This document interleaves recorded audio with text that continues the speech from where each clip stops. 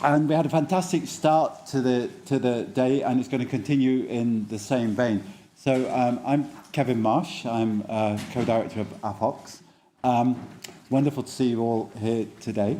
The next speaker was actually mentioned several times in the first session as well, so we're kind of being prepared for it. It's a really enormous pleasure to personally to introduce my friend Carlos Lopes. Normally when you're doing these kind of introductions, you say what people do and this sort of thing. But if I were to read through his biography, it would take up all the time for his talk because it's really so extensive. Many of you will know his accomplishments. He's currently, apparently, in Cape Town. I was asking at the Mandela School of Public Governance, I was asking him, do you actually spend any time in Cape Town? And he tells me he does spend some time there, but he's also all over the world because he's got so many different roles. I'm not going to read through the list. I'll just mention a couple that many of you will be aware that he was the Secretary of the United Nations Commission on I always get this wrong, the Economic Commission for Africa. He had many other UN roles, and he's the Africa Union High Representative for Partnerships in Europe. And I think that gives you a kind of sense of the scope of his role and his policy. And I think that's why Divine mentioned him several times. I was saying to him at the break, I assume you're now going to take all the questions which were asked in the first part and give us a really definitive answer. So, I should also mention, of course, that Carlos has a long association with Oxford. He was a visiting fellow here at the Martin School. He often speaks in Oxford, and it's a real pleasure, Carlos, to be able to see you back again in Oxford. So thank you for agreeing to do this today. Please welcome Carlos.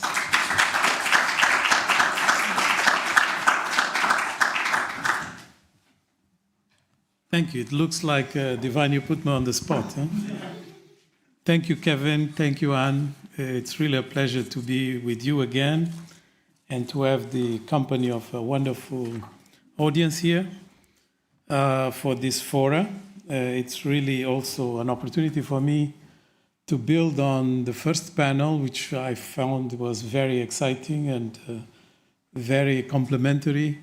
From the various perspectives that we heard, we can have a sense of where the debate is in Africa. For a person like me, it's always quite exciting to see that, there is a sense of agency that is now emerging with more and more robustness, which was not necessarily the case some years back.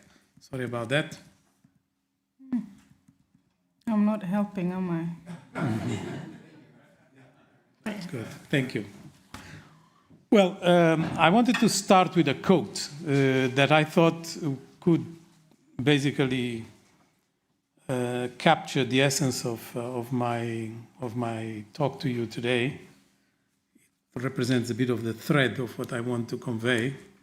And it's a quote from Amadou Kourouma. Amadou Kourouma is a prominent Ivorian writer born in 1927. And the quote goes like this: when at the time of the separation between two individuals, no one feels regret, the separation has come too late. Well, he was, Amadou Kourouma, not just a post-colonial author. He was a prodigy of cultural hybridity and diversity.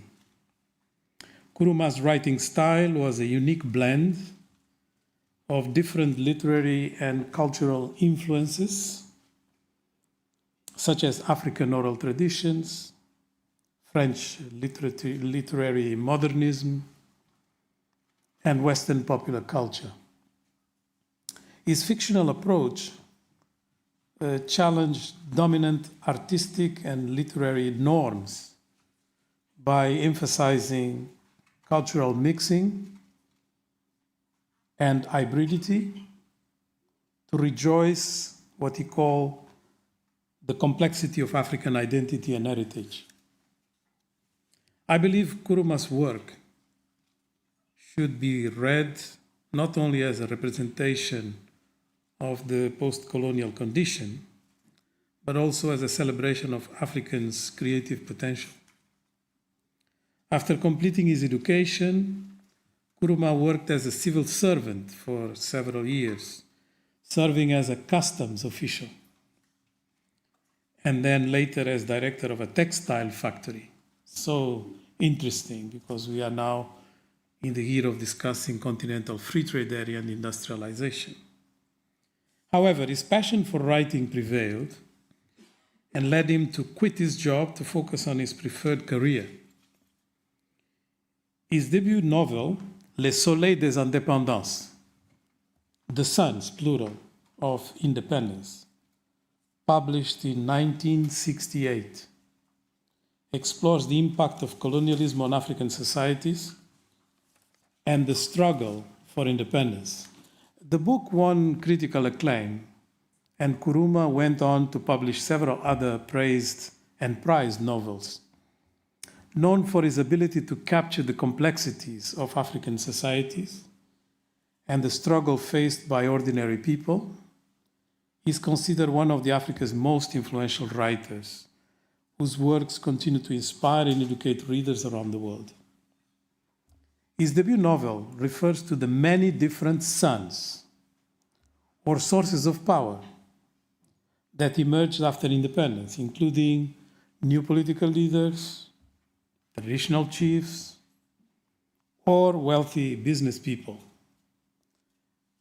And he considered that to be a source of trouble. These various sources of power often clash with each other, sometimes leading to chaos and corruption. One of the most distinctive features of the novel is Nkrumah's use of multiple narrators, each providing a distinct perspective of the same event. Well, like Nkrumah's books, I think the world is exhibiting an array of contradictory narratives and interventions by powerful set of actors trying to impose their views. Nkrumah's sons, powerful people. There is turbulence in the world provoked by these polarizing narratives and power struggles, and yet, despite the majority of the turbulence disrupting Africa, not being caused by its own actions, the continent remains captive to its effects. I would like to suggest to you today a 1, 2, 3, 4 formula to interpret the impacts of the continent and also to use it as a way of demonstrating what we are likely to endure in the near future, resulting from exogenous dimensions. We are facing one emergency, one planetary emergency. We are facing two shocks, the pandemic and the war in Ukraine. We are facing three megatrends: demographics, technology, and climate. And we are facing four obstacles: the erosion of representative democracy, the proliferation of new forms of contestation, the shift to a multipolar economic governance system, and the emergence of an algorithmic dominated society. The one planetary emergency we face is obviously climate change. It is affecting every corner of the globe.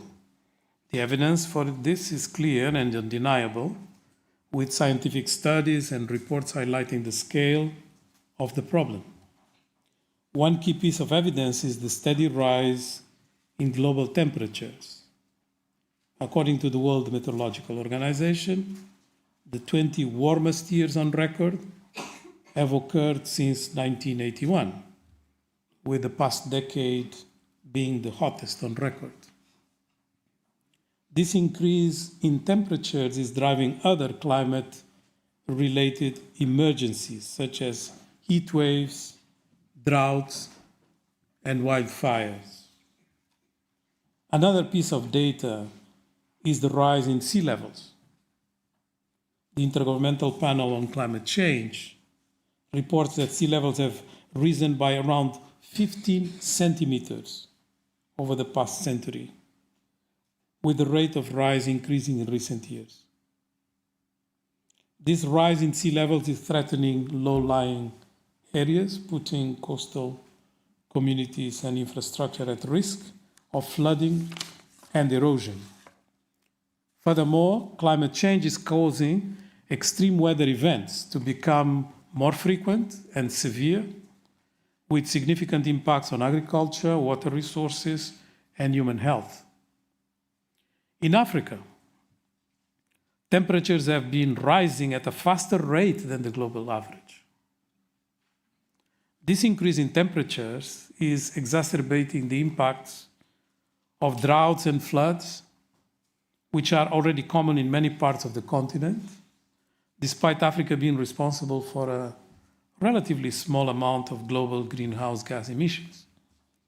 The melting of snow caps on Africa's highest peaks, such as Mount Kilimanjaro, Mount Kenya, important sources of water for millions of people in the region, is a worrying trend. Droughts are becoming more frequent and severe, as I said, and floods more common in many parts of Africa, causing widespread damage to infrastructure and agriculture, as well as displacement of people from their homes. Now the two shocks.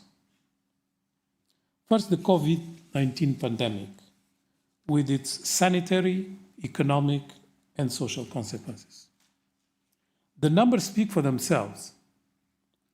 688 million cases and over 6.8 million deaths, a 3.3% contraction in the global economy, resulting in a staggering $22 trillion of loss in economic activity.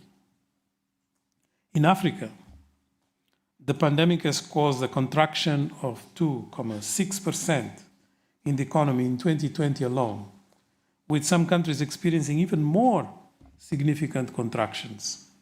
South Africa, for instance, was one of the hardest hit, with a GDP contraction of 7.2%.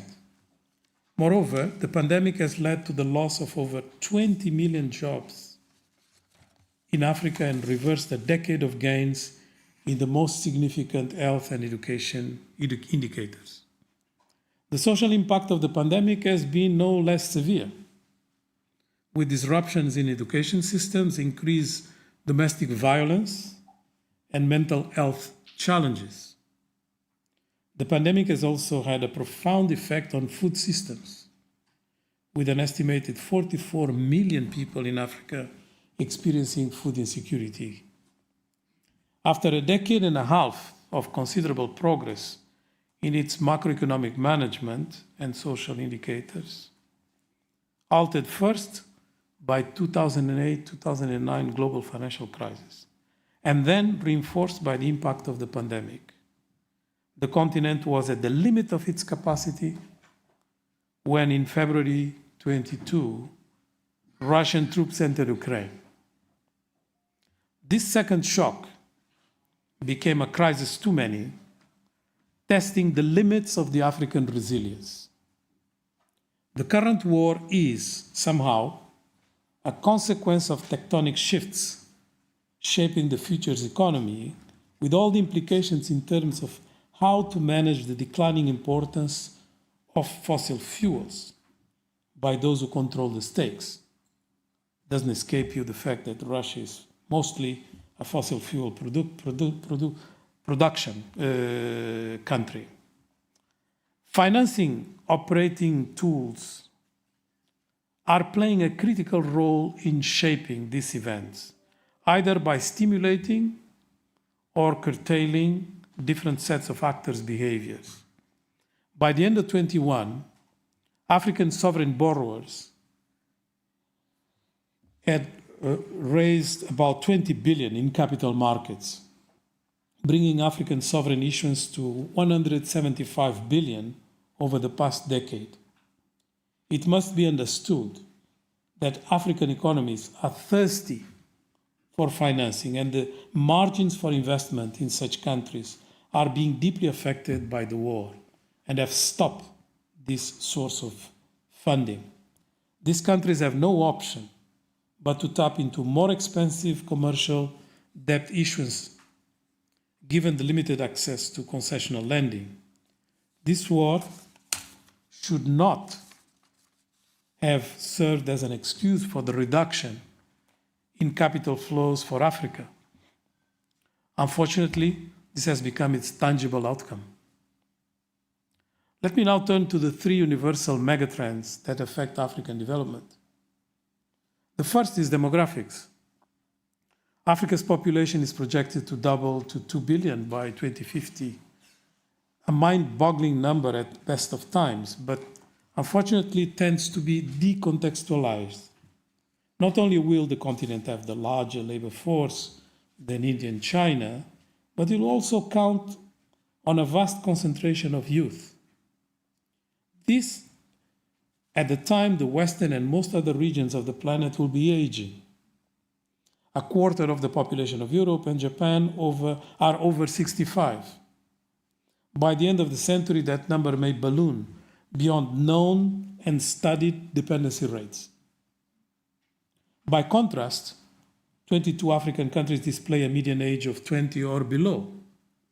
The impacts of these major shifts on social cohesion, social protection, social contracts, politics, and phenomena such as migration will be significant. Technology is the second megatrend. Its centrality to our lives has meant a rapid move to commodifying information, diminishing the value of goods, and concomitantly increase the importance of intellectual property. Development has not yet adjusted to such new normal. The biggest corporations, the ones that build value the fastest, mine information, not metals. Now information about individuals is more valuable than platinum. We are about living a revolution in the way economics work. Soon it will be affecting the world of work and our measurements of productivity.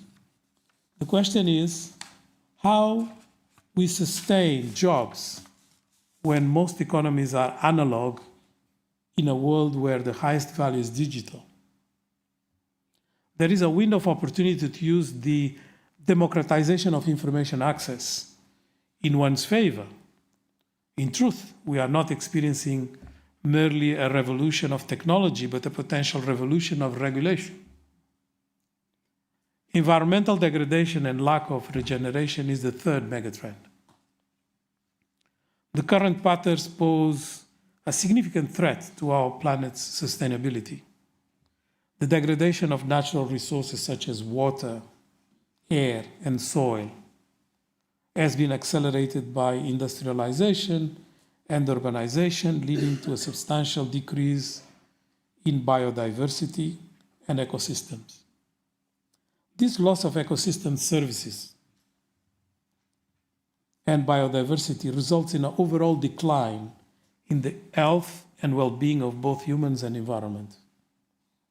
Additionally, the lack of regeneration of natural resources exacerbates these problems as it reduces the capacity of the environment to recover from disturbances such as pollution and climate change. As the Nature Markets Task Force proposes, we must recognize the value of nature and natural resources by incorporating them into economic systems better. This would involve assigning economic values to natural resources such as clean air, clean water, fertile soil, which would incentivize their conservation and protection. Moreover, the development of regenerative systems that prioritize the restoration of degraded natural systems is critical. Regenerative practices that rebuild soil health, improve water quality, and increase biodiversity are essential in reversing environmental degradation and ensuring long-term sustainability.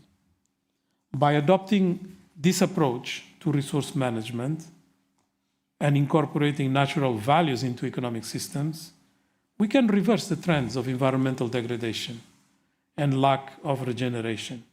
Yet, the way we treat the ecological transition is about extraction, commoditization, and trade, and financial rules that reminds us the past rather than the future. Let me finally focus on the 4 obstacles Africa faces with a sense of immediacy and fear. Firstly, the obsession to interpret governance and progress on the basis of a flawed democratic dispensation. For the majority of the African population, the adherence to democracy is about allegiance, not ideas, even less programs. The erosion of representative democracy is a global issue to which Africa is not immune. The adoption of neoliberal democratic models has resulted in a homogenization of the political systems, often without considering cultural practices that may create distortions, such as winner-takes-all attitude. This has contributed to a growing gap between the political elite and the population, particularly among younger and more urbanized groups. The increasing disconnect between the people and their elected representatives has resulted in a loss of faith in the democratic process and a rise in political polarization.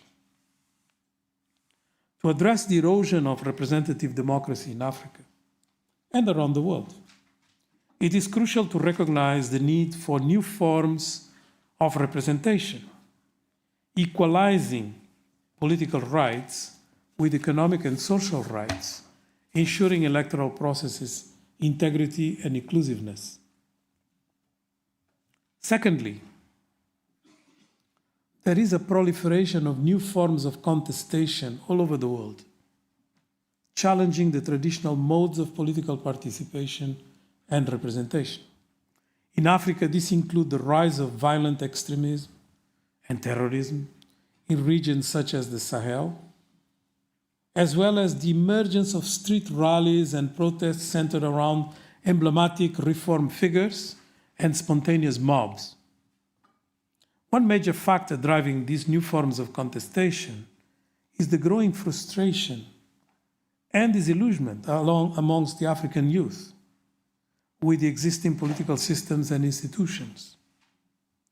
This frustration is fueled by persistent poverty, inequality, and corruption that continue to plague many countries, as well as the perception that elected officials and political elites are more concerned with their own interests than the needs of their constituents. Media platforms are enabling a greater degree of participation.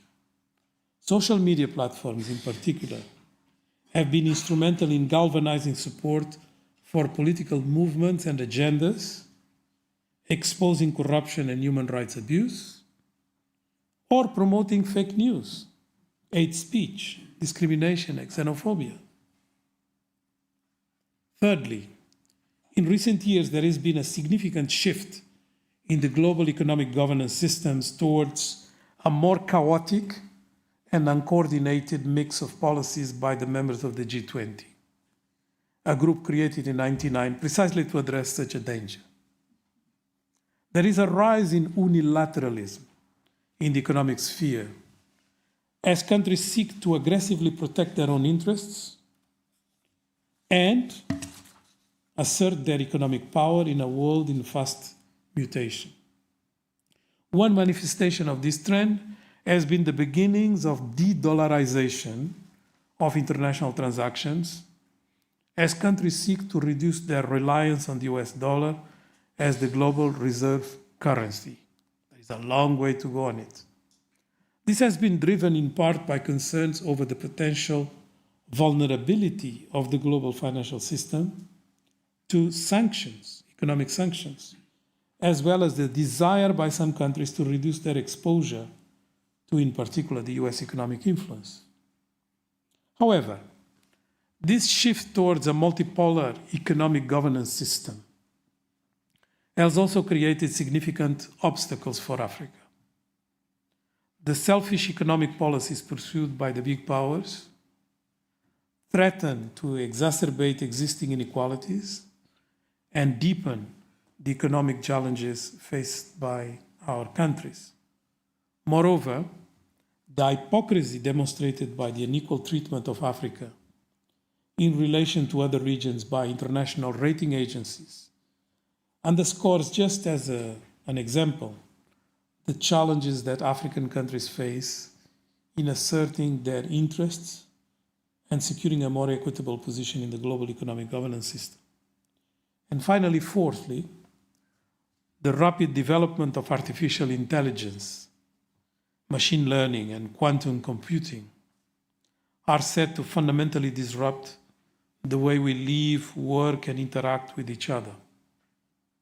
These technologies have the capacity to translate almost any source of knowledge into algorithms, which will change our understanding of economic value, social importance, and regulatory systems and governance. With the ability to analyze vast amounts of data, AI and machine learning algorithms are already being used to make decisions in areas such as finance, healthcare, even criminal justice.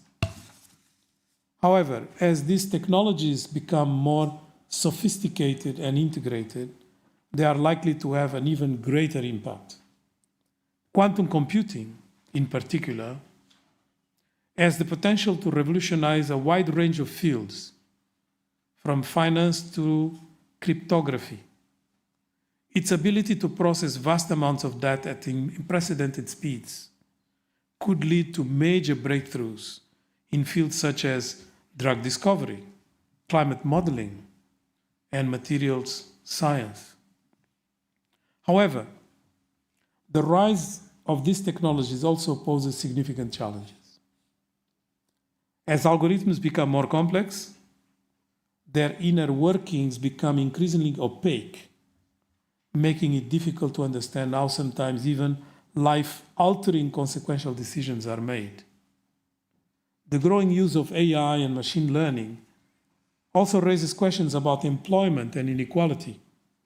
As more tasks become automated, there is a risk that large sections of the population will be left behind, not because they will not have jobs, but because they will not have the skills for the jobs, leading to social and economic disruption. Well, the presented hierarchy of turbulence, 1, 2, 3, 4, that I portray, may give the impression that Africa as a continent is susceptible to a variety of difficulties over which it has little or no control. However, it is important not to convey a sense of passivity and lack of opportunity to shape the future. Rather, I think it is crucial to introduce an understanding of complexity in the face of extreme pessimism and unjustified optimism. The future of Africa is promising because the world's problems cannot be solved without an active African contribution. Africa has, by default, anticipated the future in many ways.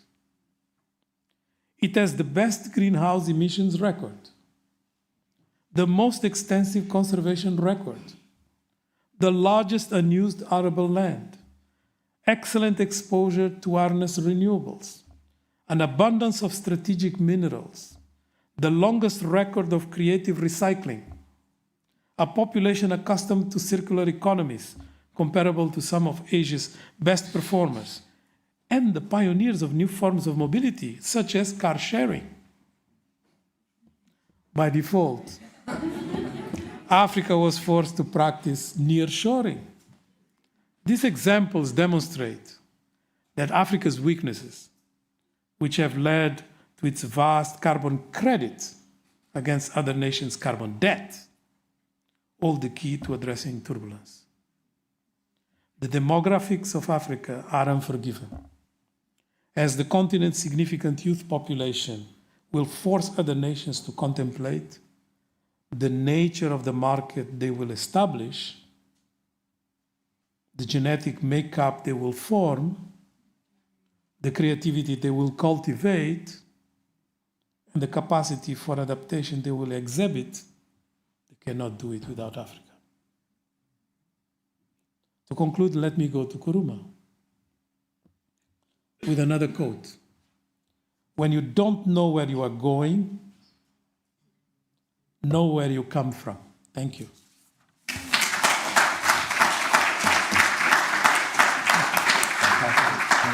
Do you want to take a seat in the middle? Fantastic. Thanks so much, Carlos.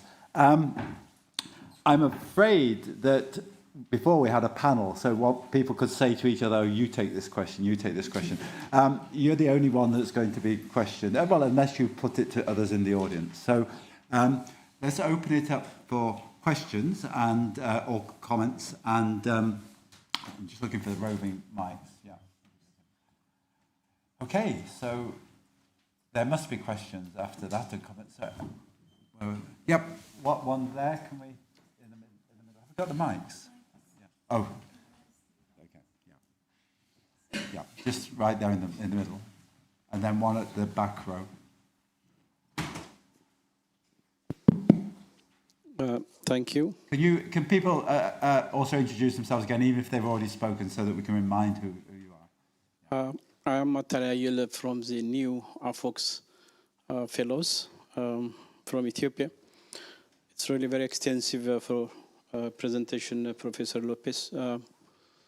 Very far-reaching, very broadband in nature. But my question to you is, if you categorize the problems, the pros and cons, some of the problems are global in nature. Those problems in Africa, like on demography, technology, climate change. But if we have to rate them, which one is the topmost problem for Africa? Some people claim that foreign policy interference or neocolonialism, for instance, Africa is not really free in election affairs, economic policies. Even now, it's a fighting ground for the big powers, and we are also suffering from that, like China versus the West, blah blah. So, isn't that the big lion's share of the African problems compared to the others, the obvious ones, because policy is so important? When I was a university student, that was back to 1989 or 90, the Ethiopian population was 40 million that time. Now it's 120 million. So even in my lifetime, I saw a lot of interference in Ethiopian politics affairs or African in general. So shouldn't we get foreign interference or support when we need it? Isn't that a big source of problem? Even some people argue that the United Nations is not really important for third world countries. So I would like you to comment on that. Thank you. Let's take another comment. There was on the one on the back row there, and now lots of hands are going up. So I'll keep an eye on where they are. So we'll take three and then go to some answers, and then we'll go to more.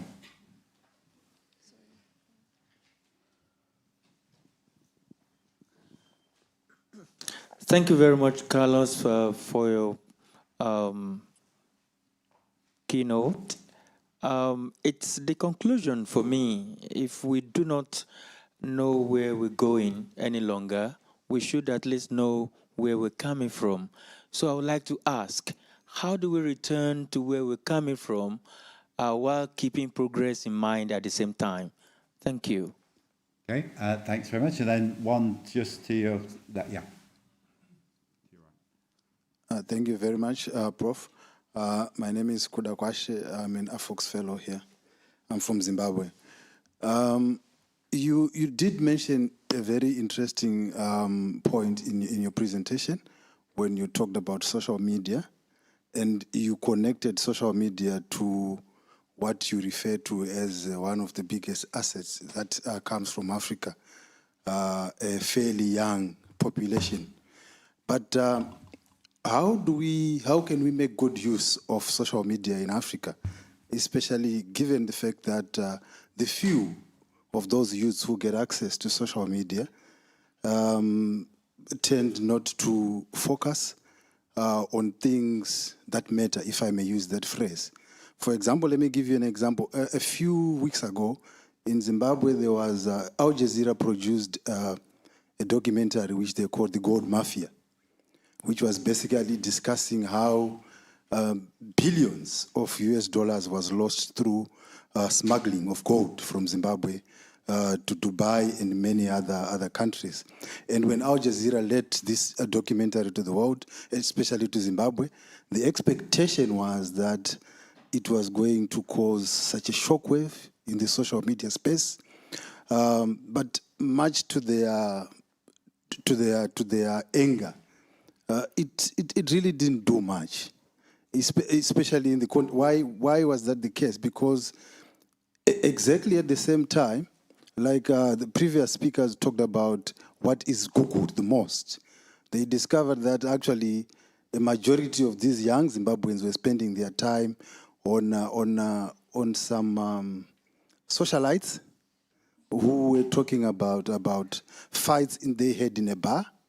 At the same time, when this important gold mafia documentary came out.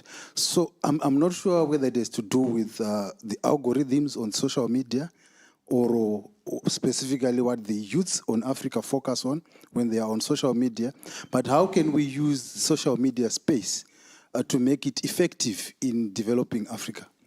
Great, thank you very much. So, Carlos, do you want to? Thank you. Let me start with where we come from.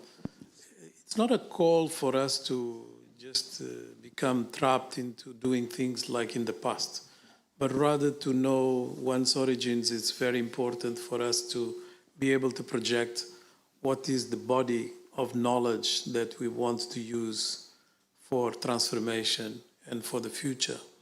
And if you basically are not capable of understanding your origins and where you come from, you tend to be alienated and decontextualize a lot of things and adopt others' narratives. And narratives are very important because they create the comfort zone that then will influence choices of policy. Like, for instance, when you mention, just to give an extreme example, rating agencies' behavior in relation to Africa, you can have just a technical discussion. What is the criteria they use? What are the different elements that they take into account to do their ratings and so on? But what we know is that a big part of their judgment is actually based on political considerations and also subjective criteria. We know this now. A study has just been published by the UNDP about what they call the Africa risk premium, which is the difference in the same level of indicators between Africa and other geographies, and how much Africa suffers from, being stigmatized and being boxed in a certain category. You couldn't imagine that only one country in Africa, Botswana, has been consistently above, sort of the category that, the rating agencies consider as non-speculative. So that is quite bizarre when you know that the continent for over a decade and a half was growing above average in the world and was even, one of the fastest growing in some years.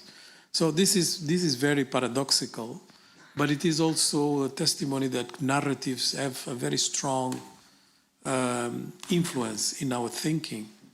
If we go into sort of deconstructing the colonial mentality, will have to go in different directions. Like, for instance, the way the literature has evolved and the descriptions about Africa, how Africa is depicted in the arts, how we, look into geography.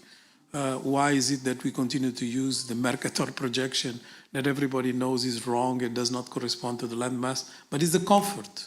And, and that's what Google projects in Google Maps. Although they know, they have to distort sort of the representation to look comfortable to the eyes of the most.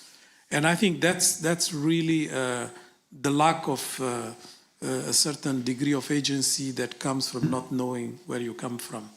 And it responds indirectly to your question about what is the most important element, obstacle, for Africa's progress, development, whatever you want to call it. I think the most important is lack of agency, is not the external factors. All these factors that I have mentioned, they can be turned into opportunities if you do the right things. Like, for instance, what normally people consider to be catastrophic, the fact that we have a climate emergency. Well, there is no solution for the ecological transition without addressing a number of issues, one of which is to change our use of power into a much cleaner, less emitting matrix. You cannot do it without recourse to green hydrogen. And the largest concentration of green hydrogen is in Africa. According to the International Energy Agency, about 60% of the potential. But that's not where the investments are going. So then you go, and the same story about strategic minerals, about new forms of mobility. You can multiply on climate. You don't have a solution for the world without actually addressing issues of inequality. So Africa is part of the solution. So the problem is whether Africans will have the agency or they will just go, as Divine was putting it this morning, you know, with the dance that others want you to dance.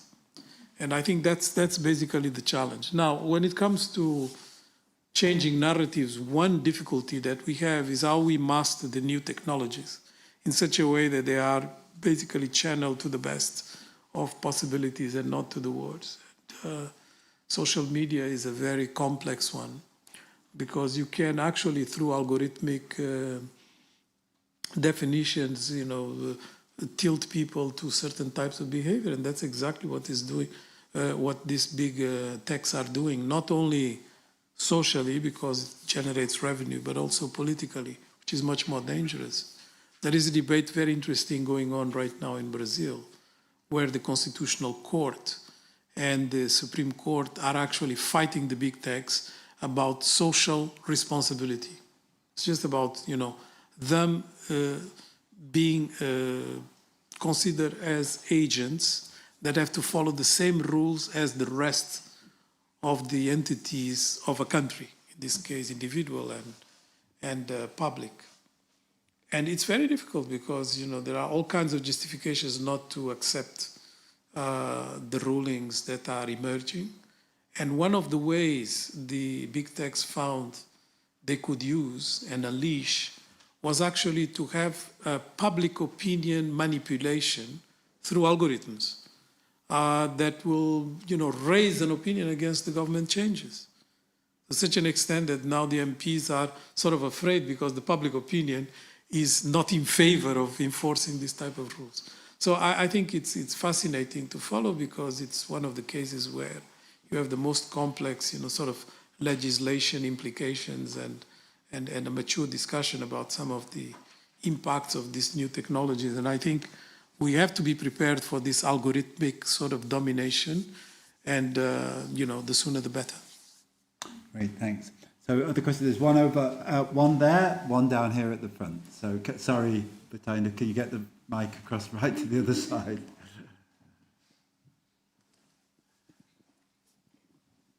Thanks. And just to remind you, if you could just introduce yourself as you ask the question. Thank you so much. My name is Desmond Clenham, and I'm one of the ACFOX fellows. Prof, I just want your thoughts on the following.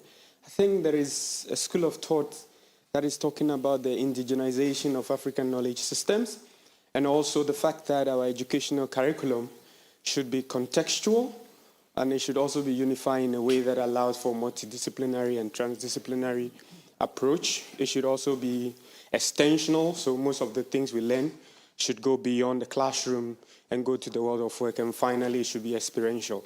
But how do we position this in the context of the mega trends that you talk about in a way that helps us to leverage from our past, because you talked about things that the ignorance of some of the things we didn't know in the past have been what is actually going to save the continent or the world, looking at things around global warming, where Africa contributes very little to it. So I just want your thoughts on these two things. Thanks so much.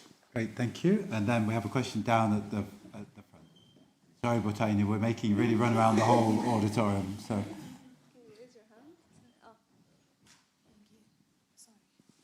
Thank you very much for your talk. My name is Rutendo and I'm a DPhil student here. My question is sort of drawing from three things. That is, you in your answer spoke about agency as being necessary. You talk about the power of narratives. And then you also note that these issues are global issues. And I want to sort of understand from your perspective as well, to what extent is the geopolitical configuration of power an obstacle to harnessing the strengths that you mentioned?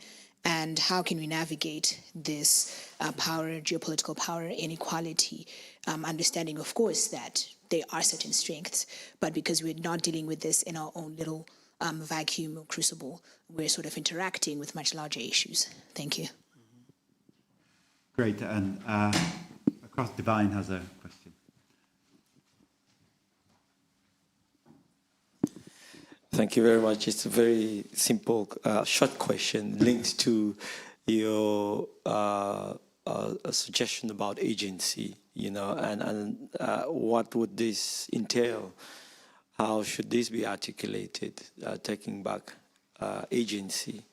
Is it learning to dominate, or what should Africa do? For this agency, and perhaps also I know you're doing a lot of work, in this area. If you could speak to some of these attempts and maybe the challenges, in pushing the continent to take agency.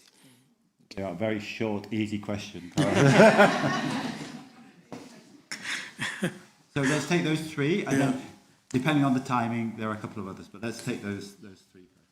Yes, on indigenization, of course, I think it's very important for us to sort of interpret that term, because it can be misconstrued as sort of folklorism, and it should be more anchored in my view as a debate linked to agency. It's about having a value system that belongs to you. And it is part of, sort of the evolution of your culture. And one demonstration of that, I would say, is the capacity to actually strategize with your own value system. Because, strategies depend on the value system. You can consider that you are going, like we were hearing this morning, into a management course. But if it is not anchored with examples and something that talks to you, it may be completely foreign in relation to what you would consider as appropriate and as a way of strategizing. So I think that's sort of the frame that I would prefer. But the term is loaded, so it can be interpreted in different ways. So one has to be a bit careful, I would say, in which context this is applied. Well, I think the two other questions somehow relate to each other. So we are living through what the economists like to call a decoupling.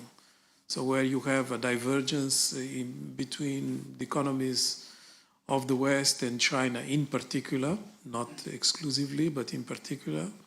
And there is a growing polarization that is going to change a lot of things. The rules of trade will be challenged big time. The way we are going to conceive intellectual property has been exposed to the extreme during the pandemic with pharmaceuticals. Now we have the same, about high-tech developments such as 5G, AI, and there is a competition, basically. And that competition then reverberates in terms of how we are going to handle the transitions, the various transitions, particularly the ecological one, the most urgent. And this changes the configuration of power because, countries that were very important in terms of fossil fuel production will no longer be in the future. So if you think of them, you think of Saudi Arabia, or you think about Russia, or you think about Iran, they are all in the defensive, and they are trying to position themselves not to lose some ground. So that's why don't be surprised that all of a sudden China mediates Iran and Saudi Arabia agreement. I mean, this is not a coincidence. It's part of this development. And the same, in relation to Russia being so scared of its future, not only because its economy is mostly driven by commodities and particularly fossil fuels that are going to have less value in the long run, but more importantly, and I think it's never mentioned, the fact that they are living a demographic transition that is quite brutal. So it's one of the countries that is aging fastest. And as a result, the population of Russian extraction is shrinking very, very fast. So it's being overwhelmed by the rest of the Russians that are not Russians. And the Russians themselves are in the neighboring countries. So they are trying to go and get them. So this is never mentioned. So this is sort of the tectonic reconfiguration of the world. And your question is, what is going to happen to Africa with this sort of polarization and this very difficult situation? And what can happen to Africa depends very much on African agency. Because we can turn this into our favor, or you can become really victim of this polarization. Let me tell you an anecdote that I like to mention many times over because it's so cute. I was, and it responds directly to your challenge of me, what I've been doing, me in this sort of mix. So I was asked to facilitate the dialogue of heads of state of Africa on the future of the continent during the Jubilee celebration of the African Union. That was 2013. So you have 50 years of continental organization, first OAU, then AU. And then, what are we thinking about the future? And, to make that interactive dialogue a bit more lively, we thought that it would be interesting to have some resource persons. So we got one economist. It was the president of the African Development Bank, Donald Kaberuka. We got the leader of the Pan-African Youth Organization, actually a girl from Zimbabwe, Tendai. We got one professor that was versed on social considerations, but particularly the role of women in the power struggles of Africa. That was Amina Mama. And we got one person from the diaspora because we wanted to embrace the Africans that are not living in the continent. And that was the former Prime Minister of Jamaica, James Patterson, and I really want to focus on him. Because you remember that Pan-Africanism was a concept that was born in the diaspora and then imported into the continent because there was no absolute reference for the diaspora leaders, intellectuals, into a specific geographical point in the continent. So they embraced the idea of the entire Africa. And this Africanity that they started, has become what we actually all sort of identify somehow too. So it's very interesting to see how you can build a narrative almost from nothing. So James Patterson said, in the preparatory meeting that I organized, I really cannot contribute to this, preparation. You are asking each one what they want to do and say and so on, because mine is a surprise. But, I'm the moderator. I need to know the surprise. He said, but if I tell you, it will not be a surprise. I said, no, it's just me. You are part of. So anyway, we had both, sort of misunderstanding. We went to the head of the commission, which was Kosasamat Dlamini Zuma, and I said, you have to convince him to tell me because I don't know what he's up to, and we are going to be with these heads of state, and it's a bit of protocol and all that. So I know he's a former prime minister, but nevertheless, I really want to know what he's up to. And he wouldn't say. So, I was quite nervous. We started the interactive dialogue. And it was that interactive dialogue that then evolved into Agenda 2063 that you are familiar with, that I was one of the co-drafters. So this interactive dialogue lasted about 5 hours. And it was quite extensive discussion. So we started with the other resource persons. I left Patterson for last because I didn't know what he was up to. And then finally I gave him the floor and he stood up. And, first we were all, sitting. So standing was a bit strange. But, he stood up and he made a sign. And I said, who is he talking to? And, he had organized this school quite well. So he was talking to the technicians that put a song in the plenary hall of the African Union. And the song was a Bob Marley song, as you can imagine. And this Bob Marley song started, and it was So Much Trouble in the World. You know that song? So much trouble in the world. And then, after a few seconds, one president started dancing. It's very interesting. And then another one, and then another one. And after a while, they were all dancing. Well, some, didn't know how to shake, but they were a bit embarrassed. So they would at least try. So the entire room was dancing. After he managed his coup, which was to have everybody dancing, he made again the sign, and then the song stopped, and everybody sat down, and then he said, we are Africans, both in the continent and the diaspora, because we have some unique features. And we are the only ones that can dance when there is so much trouble in the world.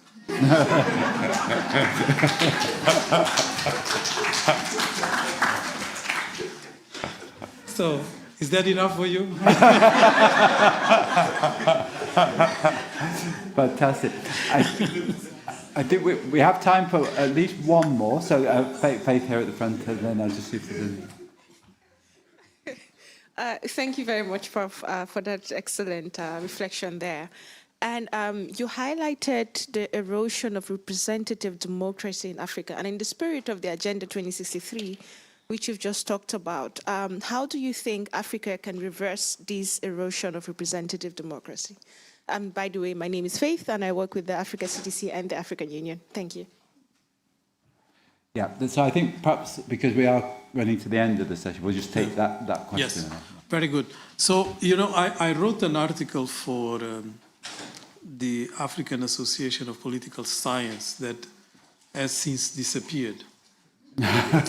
So it was not because of my article. And the title was Democratizing Africa or Africanizing Democracy. And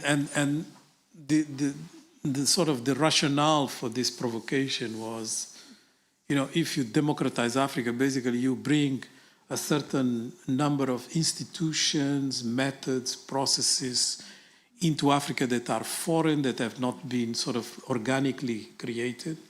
And then you think that that's the way to go, because that is going to give you recognition by others that you have the right things. Whereas if you Africanize democracy, is about, taking into account the values that are behind the idea of democracy that are not necessarily foreign to Africa because they are universal, but then you adjust in terms of institutions, processes, and methods to your own sort of organic developments. And this is very important because if you take into account, sort of the way decisions are made, it can be made in a competitive basis. They can be made on a consensus basis. They can be made in negotiating basis, and the parameters of that negotiation can differ from one sort of culture to another. The hierarchy of importance changes from one culture to another. And all of that becomes extremely important in building your institutions. And of course, you have to take into account the knowledge that exists around you. There is no call for autarcy, but it is about, being extremely intelligent in creating the links that are going to identify, whatever institution building is in progress with the people that really, can feel represented. And when this doesn't happen, they don't feel represented. And I think I like very much to quote one political scientist from Nigeria that is known for those who study political science, but not necessarily disseminated enough. That's Peter Eke. And these are his concept of civic space and primordial space. And basically what Peter Eke proposes as interpretation is that, if civic space has been identified so much with a colonial sort of attitude of the administration for some, but not for all. Citizenry for some, but not for all, because the others were subjects, or the others were sort of. If you see the state in that light, and unfortunately because of the practices of our leaders, just importing everything from outside and placating it into the reality that doesn't gel quite well, people will see that civic space as not theirs, and they will identify the primordial space, which is basically what they are familiar with.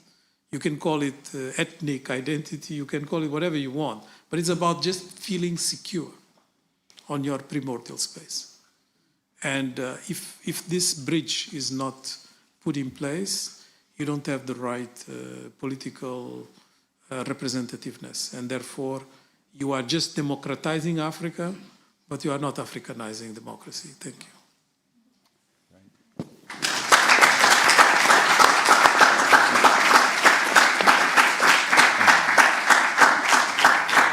So, Carlos, it's been such a privilege to have you here today. I'm sure people in the audience feel that. Many of us quote Vision 2063. Few of us have the opportunity to talk to one of the authors, so take the opportunity while we're here today. Really, thank you so much for that. It's a fantastic overview. Thank you.